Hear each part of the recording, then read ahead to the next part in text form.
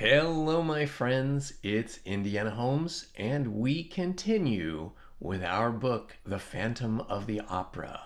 We begin tonight with Chapter 5, The Enchanted Violin. Christine Daae, owing to intrigues to which I will return later, did not immediately continue her triumph at the opera.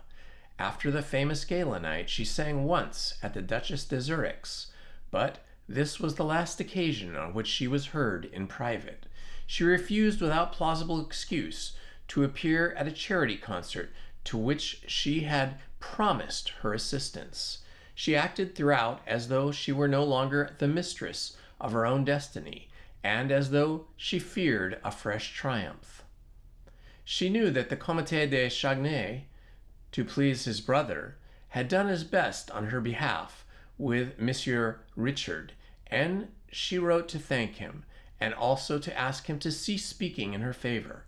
Her reason for this curious attitude was never known.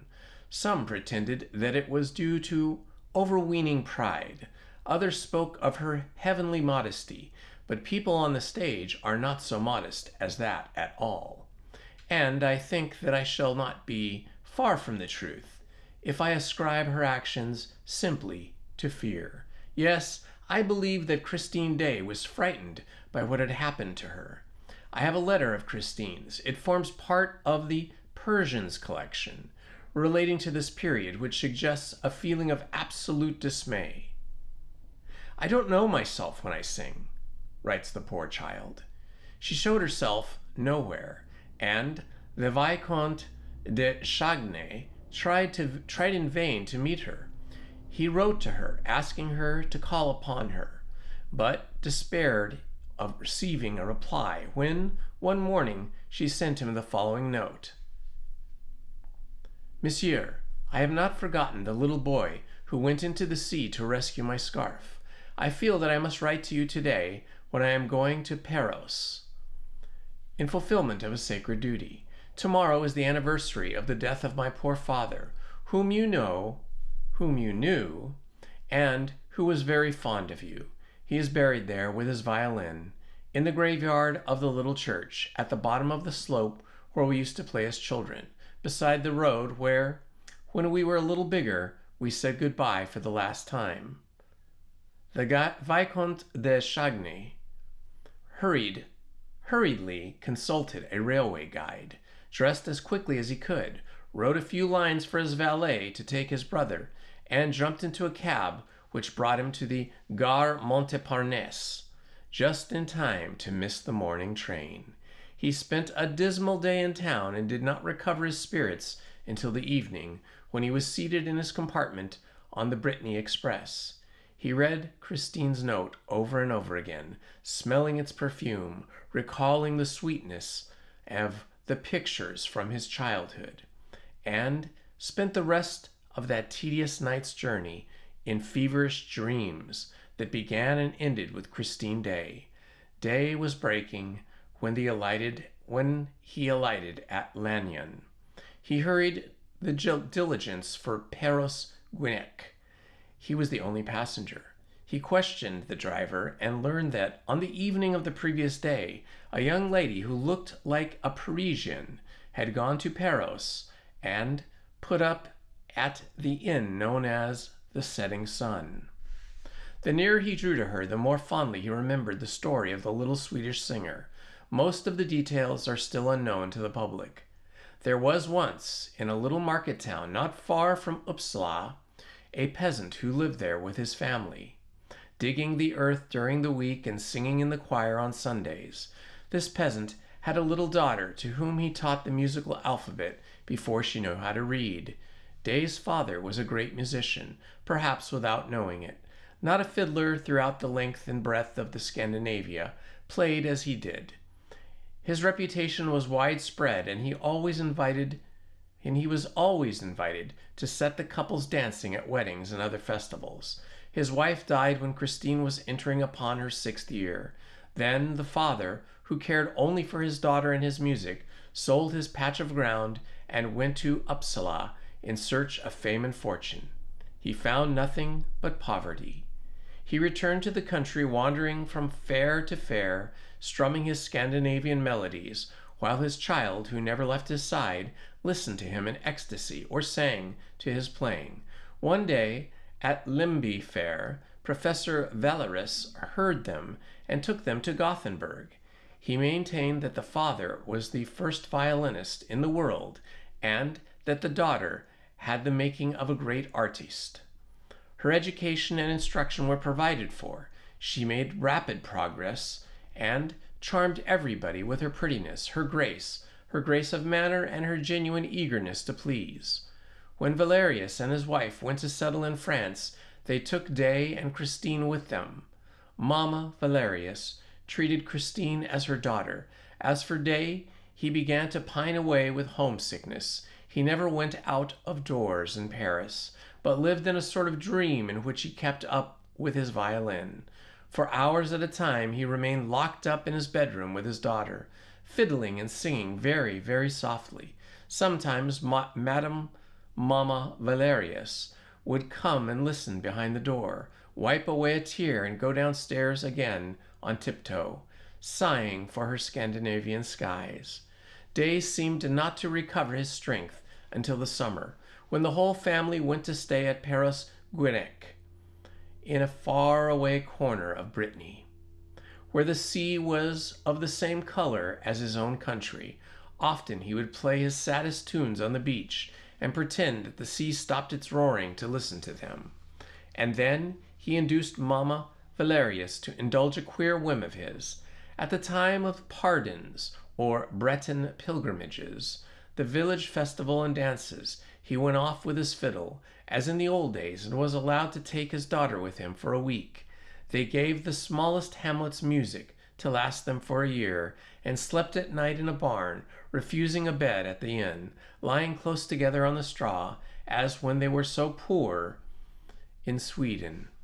At the same time, they were very neatly dressed, made no collection, refused the halfpence offered them, and the people around could not understand the conduct of this rustic fiddler, who tramped the roads with that pretty child who sang like an angel from heaven.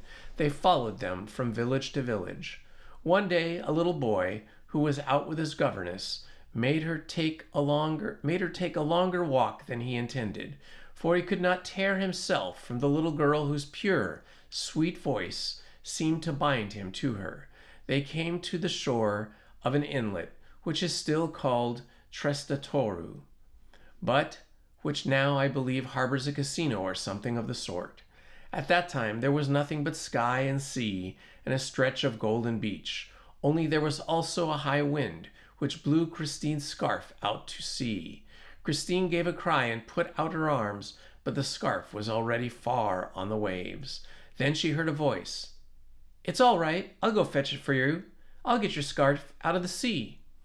And she saw a little boy running fast, in spite of the outcries and the indignant protests of a worthy lady in black. The little boy ran into the sea, dressed as he was, and brought her back her scarf.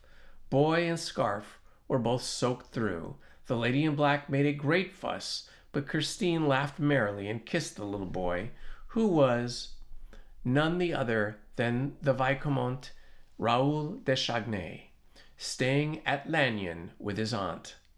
During the season they saw each other and played together almost every day. At the aunt's request, seconded by Professor Valerius, Day consented to give the young Viscount some violin lessons. In this way Raoul learned to love the same airs that had charmed Christine's childhood. They also both had the same calm and dreamy little cast of mind. They delighted in stories, in the old Breton legends, and their favorite sport was to go and ask for them at the cottage doors like beggars. "Ma'am," or "kind gentlemen, have you a little story to tell us, please?"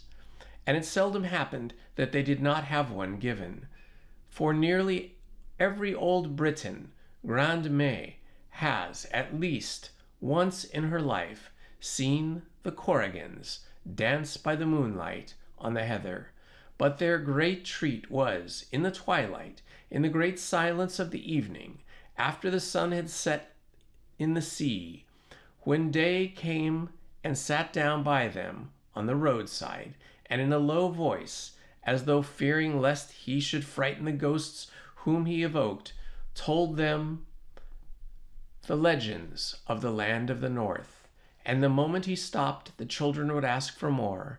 There was one story that began: a king sat in a little boat on one of those deep, still lakes that open like a bright eye in the midst of the Norwegian mountains. And another: little Lottie thought of everything and nothing. Her hair was golden as the sun's rays, and her soul as clear as the blue in her eyes.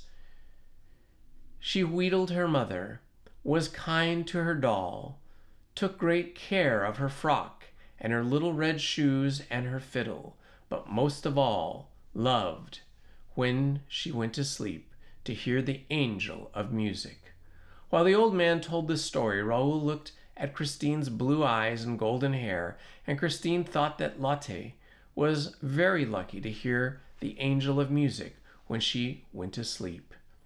The angel of music played a part in all Daddy Day's tales, and he maintained that every great musician, every great artist should receive a visit from the angel at least once in his or her life.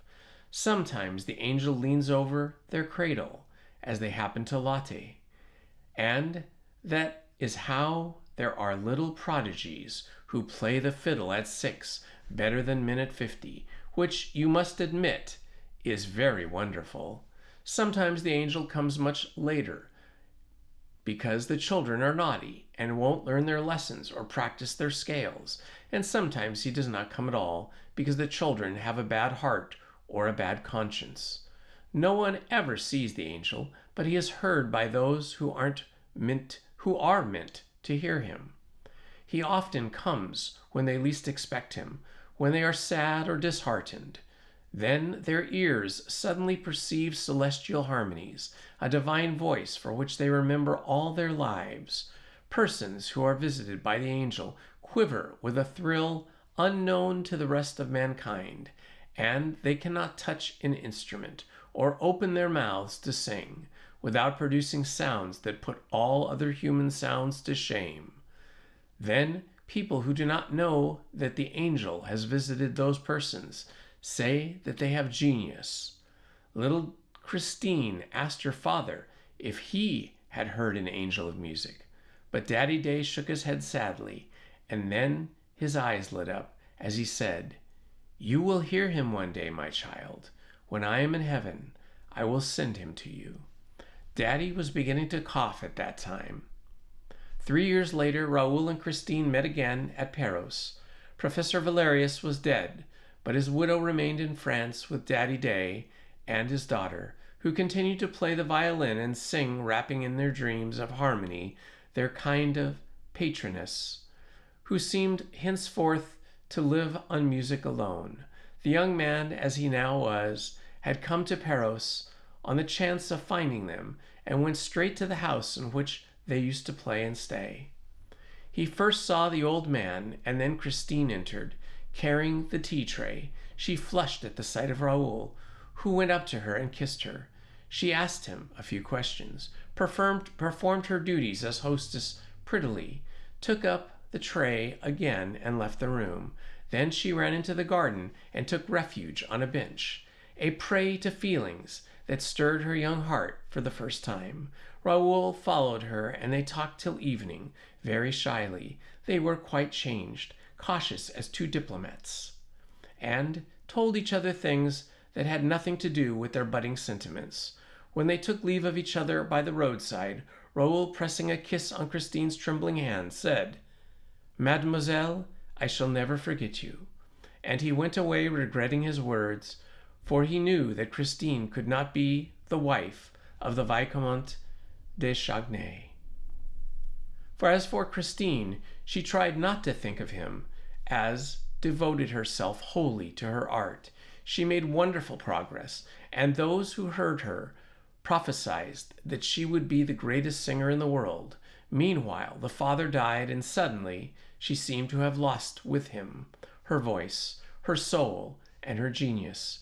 She retained just, but only just, enough of this to enter the Conservatore, where she did not distinguish herself at all, attending the classes without enthusiasm, and taking a prize only to please old Mamma Valerius, with whom she continued to live. The first time that Raoul saw Christine at the opera, he was charmed by the girl's beauty and by the sweet images of the past which it evoked, but was rather surprised at the negative side of her art. He returned to listen to her. He followed her in the wings. He waited for her behind a Jacob's ladder. He tried to attract her attention more than once. He walked after her to the door of her box, but she did not see him. She seemed, for that matter, to see nobody. She was all indifference. Raoul suffered, for she was very beautiful, and he was shy, and dared not confess his love even to himself.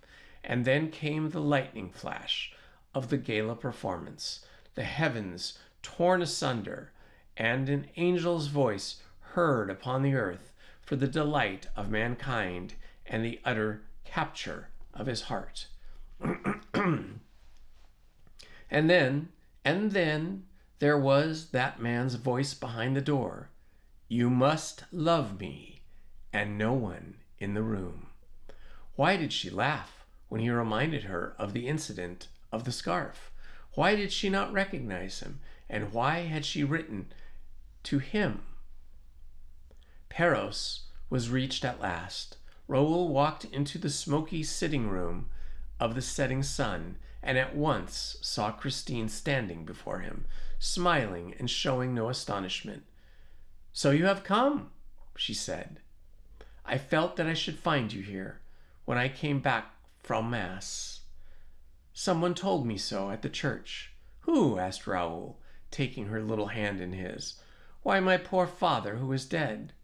There was a silence, and then Raoul asked, Did your father tell you that I love you, Christine, and that I cannot live without you? Christine blushed to the eyes and turned away her head. In a trembling voice, she said, Me? You are dreaming, my friend. And she burst out laughing to put herself in countenance. Don't laugh, Christine. I am quite serious, Raoul answered, and she replied gravely, I did not make you come to tell me such things as that. You made me come, Christine. You knew that your letter would not leave me indignant, and that I should hasten to Paros. How can you have thought that, if you do not think I loved you? I thought you would remember our games here as children, in which my father so often joined. I really don't know what I thought. Perhaps I was wrong to write to you. This anniversary and your sudden appearance in my room at the opera the other evening reminded me of the time long past and made me write to you as the little girl that I was then. There was something in Christine's attitude that seemed to Raoul not natural. He did not feel any hostility in her. Far from it. The distressed affection shining in her eyes told him that. But why was this affection distressed? That was what he wished to know, and what was irritating him. When we saw you in your dressing room, was that the first you noticed me, Christine? She was incapable of lying. No, she said. I had seen you several times in your brother's box, and also on the stage. I thought so, said Raoul, compressing his lips. But then why, when you saw me in your room, at your feet, reminding you that I had rescued your scarf from the sea, why did you not answer as though you did not know me? And also, why did you laugh? The tone of these questions was so rough that Christine stared at Raoul without replying.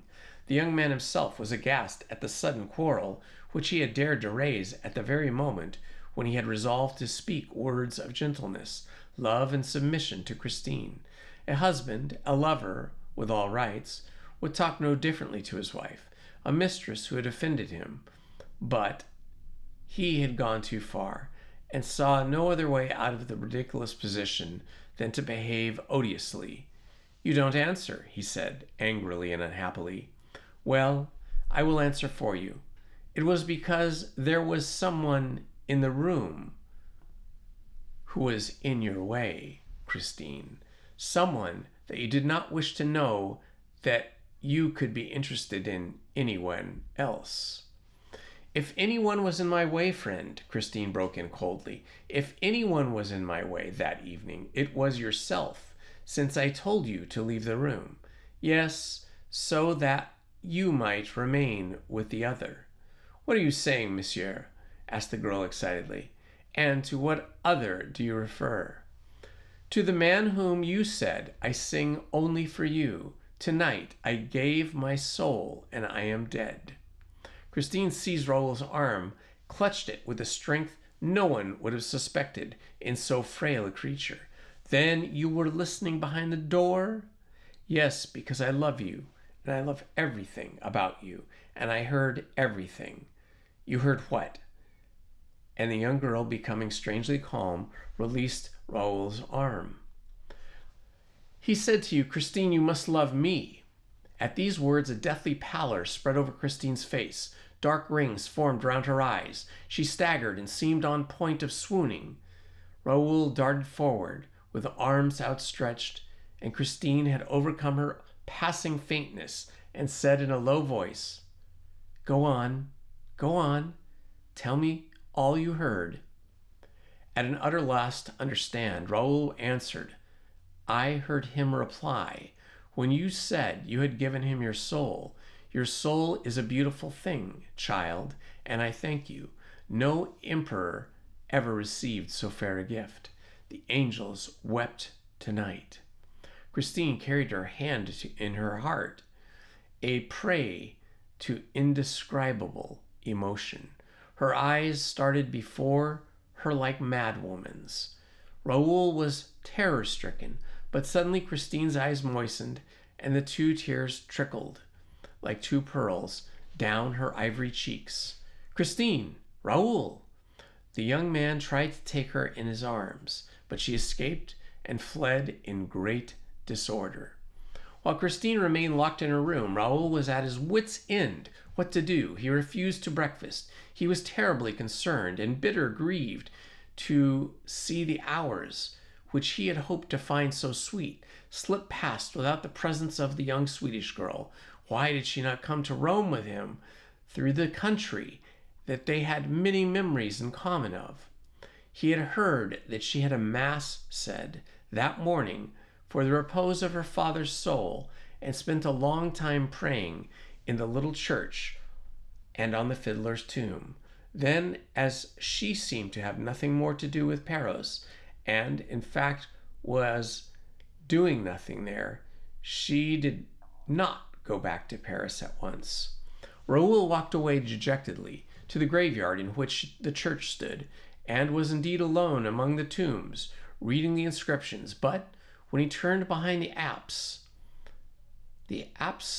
he was suddenly struck by the dazzling note of the flowers that straggled over the white ground. They were marvelous red roses that blossomed in the morning, in the snow, giving a glimpse of that life among the dead, for death was all around him. It also was like the flowers issued from the ground, which had flung back a number of its corpses, skeletons and skulls, by the hundreds, and were heaped against the wall of the church, held in position by a wire that left the only gruesome stack visible. Dead men's bones arranged in rows, like bricks to form the first course upon which the walls of sacristy had been built. The door of the sacristy opened in the middle of that bony structure, as is often seen in old Britain churches. Raoul said a prayer for day, and then, painfully impressed by all those eternal smiles on the mouths of skulls, he climbed the slope, sat down on the edge of the heath overlooking the sea. The wind fell with evening. Raoul was surrounded by icy darkness, but he did not feel the cold. It was here, he remembered, that he used to come with little Christine to see Korrigans dance at the rising of the moon. He had never seen any, though his eyes were good, whereas Christine, who was a little short-sighted, pretended that she had seen many. He smiled at the thought and then suddenly gave a start. A voice behind him said, "Do you think the Corrigans will come this evening?" It was Christine. He tried to speak. She put her gloved hand to his mouth. "Listen, Raoul. I have decided to tell you something serious, very serious. Do you remember the legend of the Angel of Music?" "I do, indeed," he said. "I believe it was here that your father first told us. And it was here that he said, 'When I am in heaven, my child, I will send him to you.' Well, Raoul, my father is in heaven, and I have been visited by the Angel of Music." "I have no doubt of it," replied the young man gravely, for it seemed to him that his friend, in obedience to a pious thought, was connecting the memory of her father with the brilliancy of her last triumph. Christine appeared astonished at the Vicomte de Chagny's coolness. "How do you understand it?" she asked, bringing her pale face so close to his that he might have thought that Christine was going to give him a kiss, but she only wanted to read his eyes in spite of the dark. "I understand," he said, "that no human being can sing as you sang the other evening without the intervention of some miracle. No professor on earth can teach you such accents as those. You have heard the Angel of Music, Christine." "Yes," she said solemnly, "in my dressing room. That is where he comes to give me my daily lessons." "Is your dressing room in your dressing room?" he echoed stupidly. "Yes, that is where I have heard him, and I have not been the only one to hear him. Who else heard him, Christine?" "You, my friend." "I heard the Angel of Music? Yes, the other evening. It was he who was talking when you were listening behind the door. It was he who said, 'You must love me.' But then I thought that I was the only one to hear his voice. Imagine my astonishment when you told me this morning that you could hear him too." Raoul burst out laughing. The first rays of moonshine came and shrouded the two young in their last night. Christine turned on the Raoul with a hostile air. Her eyes, usually so gentle, flashed fire. "What are you laughing at? You think you heard a man's voice, I suppose." "Well," replied the young man, whose ideas began to grow confused in the face of Christine's determined attitude. "It's you, Raoul, who say that. You, an old playfellow of my own, a friend of my father's, but you have changed since those days. What are you thinking of? I am an honest girl. Monsieur le Comte de Chagny and I don't lock myself up in my dressing room with men's voices. If you had opened the door, you would have seen that there was nobody in the room." "That's true. I did not open the door when you were gone, and I found no one in the room. So you see, well..." The Viscount summoned up his courage. "Well, Christine, I think that somebody is making game of you." She gave a cry and ran. He ran after her, but in a tone of fierce anger, she called out, "Leave me, leave me," and she disappeared. Raoul returned to the inn feeling very weary, very low-spirited, and very sad. He was told that Christine had gone to her bedroom, saying that she would not be down for dinner. Raoul dined alone, in a very gloomy mood. Then he went to his room and tried to read, went to bed and tried to sleep. There was no sound in the next room. The hours passed slowly. It was about 11:30 when he distinctly heard someone moving with a light, stealthy step in the room next to his. Then Christine had not gone to bed. Without troubling for a reason, Raoul dressed, taking care not to make a sound, and waited. Waited for what? How could he tell? But his heart thumped in his chest when he heard Christine's door turn slowly on its hinges. Where could she be going at this hour, when everyone was fast asleep at Perros? Softly opening the door, he saw Christine's white form in the moonlight, slipping along the passage. She went down to the stairs and leaned over the baluster above him. She suddenly heard two voices in rapid conversation, and he caught one sentence: "Don't lose the key." It was the landlady's voice. The door facing the sea was opened and locked again. Then all was still. Raoul ran back to his room and threw back the window. Christine's white form stood in the deserted quay. The first floor of the setting sun was at no great height, and a tree growing against the wall held out its branches to Raoul's impatient arms and enabled him to climb down unknown to the landlady. Her amazement, therefore, was all the greater when, the next morning, the young man was brought back to her, half frozen, more dead than alive, and when she learned that he had been found sketched at full length on the steps of a high altar of the church, she ran at once to tell Christine, who hurried down and, with the help of the landlady, did her best to revive him. He soon opened his eyes and was not long in recovering when she saw his friend's charming face leaning over him. A few weeks later, when the tragedy at the opera compelled the invention of the public prosecutor, Monsieur Milford, the commissary of police, examined Vicomte de Chagny's touching the events of the night at Perros. I quote the questions and answers given in the official report. Did Millet Day not see you coming down from your room by the road which you selected? No, monsieur, no, although when walking behind her I took no pains to deaden the sound of my footsteps. In fact, I was anxious that she should turn around and see me. I realized that I had no excuse for following her, and that this way of spying on her was unworthy of me. But she seemed not to hear me, and acted exactly as though I were not there. She quietly left the room and the quay, and suddenly walked quickly up the road. The church clock had struck 11:45, and thought that this must have meant must have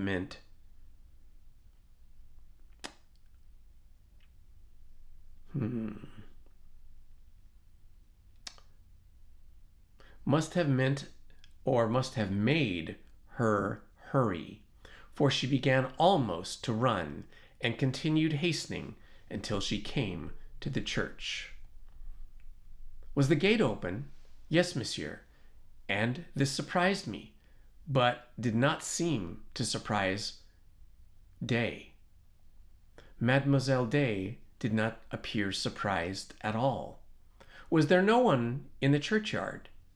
I did not see anyone, and if there had been, I must have seen him. The moon was shining on the snow and made the night quite light. Was it possible for anyone to hide behind the tombstones? No, monsieur. They were all quite small, poor tombstones, partly hidden under the snow, with their crosses just above the level of the ground. The only shadows were those of the crosses and ourselves. The church stood out brightly. I never saw so clear a night. It was very fine and very cold, and one could see everything. Are you at all superstitious? No, monsieur. I am a practicing Catholic. In what condition of mind were you?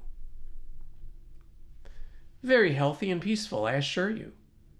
Mademoiselle Day's curious action in going out at that hour had worried me at first, but as soon as I saw her go to the churchyard, I thought that she meant to fulfill some pious duty on her father's grave, and I considered this so natural that I recovered all my calmness.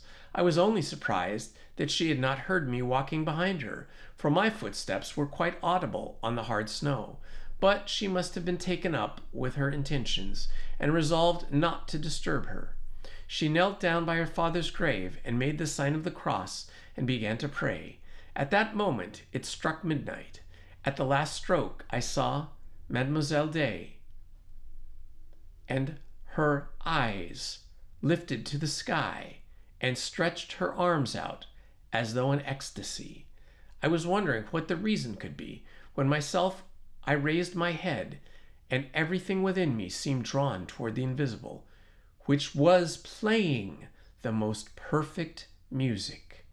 Christine and I knew that music. We had heard it as children, but it had never been executed with such divine art, even by Monsieur Day.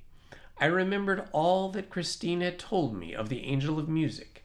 The air was the resurrection of the Lazarus, which old Monsieur Day used to play to us in his hours of melancholy and faith. If Christine's angel had existed, he could not have played better that night on the late musician's violin. When the music stopped, I seemed to hear a noise from the skulls in the heap of bones. It was as though they were chuckling, and I could not help shuddering. Did it not occur to you that the musician might be hiding behind that very heap of bones? It was the one thought that did not, or that actually, now that I think of it, it did occur to me. Monsieur, so much that I omitted to follow Mademoiselle Day when she stood up and walked slowly to the gate. She was so much absorbed just then that I am not surprised that she did not see me. Then what happened? That you were found in the morning lying half dead on the steps of the high altar. First a skull rolled to my feet, then another, then another. It was as if I were the mark of that ghastly game of bowls, and I had an idea that one false step must have destroyed the balance of the structure behind which our musician was concealed. This surmise seemed to be confirmed when I saw a shadow suddenly glide along the sacristy wall. I ran up. The shadow had already pushed open the door and entered the church, but I was quicker than the shadow and caught hold of a corner of its cloak. At that moment, we were just in front of a high altar, and the moonbeams fell straight upon us through the stained glass shadows of the apse. As I did not let go of the cloak, the shadow turned around, and I saw a terrible death's head, which darted a look at me from a pair of scorching eyes. I felt as if I were face to face with Satan, and in the presence of this unearthly apparition, my heart gave way, my courage failed me, and I remember nothing more until I recovered consciousness at the setting sun. And that, my friends, is all for tonight. Thank you for joining me. Love to you all. This has been Indiana Homes. Good night. Please hit the like button, subscribe, and hit the notifications button. Thank you very much.